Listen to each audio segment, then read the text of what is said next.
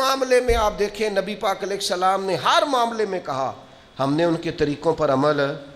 وہ 10 محرم کا روزہ رکھتے تھے, فرمایا تم ایک ساتھ بڑھا لیا کرو, 9 کا رکھ لو یا 11 کو رکھ لو. بلکہ یہاں تک کہ صحیح مسلم میں موجود ہے, یہودیوں نے کہنا شروع کر دیا تھا کہ نبی کریم تو ہر معاملے میں ہماری مخالفت کرنا پسند کرتے ہیں, یہ تو ہر معاملے میں الگ چلتے. کیوں؟ ہمارا اپنا کلچر ہے, ہماری اپنی تہذیب ہے, ہمارا اپنا تمدن ہے.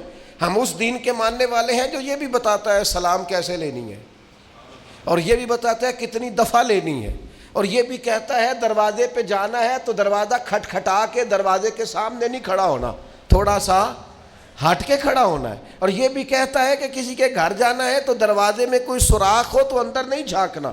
اور یہ بھی بتلاتا ہے کہ 3 دفعہ سے زیادہ دروازہ نہیں کھٹکھٹانا, نہ کھلے تو لوٹ آؤ.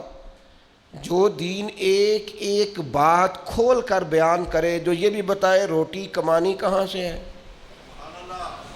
یہ بھی بتائے کھانے سے پہلے ہاتھ بھی دھو لینا, یہ بھی بتائے بیٹھ کے کھانا, یہ بھی بتائے کہ بسم اللہ شریف پڑھ کے کھانا, یہ بھی کہے ذرا چبا چبا کے کھانا, اور یہ بھی بتائے کہ کافر اور منافق 7 آنتوں سے کھاتے ہیں, زیادہ کھاتے ہیں, تم نے 1 آنت سے کھانا ہے. جو کھانے کا طریقہ بھی بتائے, سونے کا بھی بتائے, کسی سے ملاقات کا بھی بتائے, جو کسی کا انتقال ہو جائے تو تدفین کرنی ہے یہ بھی بتائے.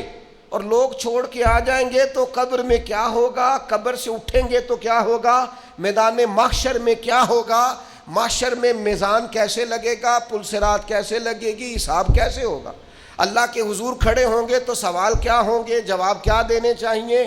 جو یہ بھی بتائے کہ اللہ تبارک و تعالیٰ قیامت میں عدل کیسے کرے گا, اور یہ بھی بتائے کہ اپنے بندوں پر فضل کیسے کرے گا. جو دین یہ بھی بتلائے کہ قیامت والے دن جب گناہگار میدان محشر میں پریشان ہوں گے تو ایک کالی زلفوں والے محبوب آ کے سفارش بھی کریں گے, ان کی سفارش مانی بھی جائے گی, ان کے کہنے سے گناہگاروں کو چھوڑا بھی جائے گا. پھر لا یستوی اصحاب النار و اصحاب الجنہ, اصحاب الجنتی ہم الفائزون. جو بتائے کہ جب جنت میں چلے جائیں گے تو کامیابی ہوگی.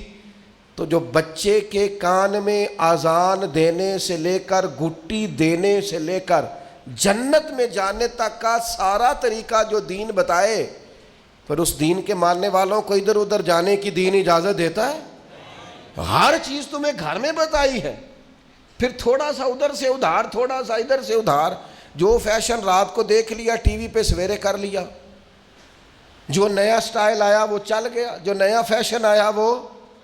آپ نے ناراض نہیں ہونا, ویسے میں نے اتنے کچے خیالات کے لوگ بھی اپنی زندگی میں دیکھے ہیں جو اس بات پر بحث کر رہے ہیں کہ یہ فیشن جب آیا تھا سب سے پہلے میں نے بنایا تھا.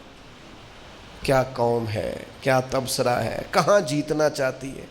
یہ پاجامہ جو آج یہ ساری دنیا آج پہن رہی ہے, اس شہر میں سب سے پہلے میں نے پہنا تھا. جیت گئے بھائی, جیت گئے, آپ کا انعام بنتا ہے, گولڈ میڈل آپ کو ملنا چاہیے. اتنا بڑا کارنامہ, سب سے پہلے فیشن آپ نے کیا ہے, کمال ہو گئی, حد ہو گئی. سب سے پہلے جناب یہ جو چیز آج سب کے پاس ہے, یہ سب سے پہلے اس ماڈل کا موبائل سب سے پہلے میں نے لیا تھا. بالکل بالکل آپ کا پہلا نمبر بنتا ہے, آپ جیت گئے. خدا کے بندو, اللہ سے ڈرو. مسلمان ان چیزوں میں الجھ کر زندگی نہیں گزارتا, اس کی چاہتیں کچھ اور ہیں, اس کے انداز کچھ اور ہیں. وہ مٹی میں مل کے اور گھوڑے پہ بیٹھ کے اور گھوڑے کی ٹاپوں کی آواز سن کے والعادیات ضبحا فالموریات قدحا فالمغیرات صبحا فاثرن به نقعا فوسطن به جمعا. رب کہتا ہے مجھے قسم ہو ان گھوڑوں کی جن پر سوار ہو کر میرے محبوب کے صحابہ میدانوں میں نکلتے ہیں. یہ شان ہے مسلمان کی, اس میں اندر ولولہ ہوتا ہے, اس کے رنگ کچھ اور ہوتے ہیں, اس کے انداز کچھ اور ہوتے ہیں. وہ مجمع دیکھ کر پریشان نہیں ہو جاتا, اس کو نئی گاڑی مل گئی تو اسے وہ کامیابی نہیں جانتا. وہ تو کہتا ہے کامیابی تو تب ملے گی جب مدینے والے مسکرا کے ملیں گے, جب صبح قیامت کریم کہیں گے آجا میں تجھ سے راضی ہوں. یہ کامیابی ہے, یہ اصل درجہ ہے. جب صبح قیامت رب کہے گا کہ یہ بندہ دو عالم سے خفا میرے لیے ہے, یہ کامیابی ہے۔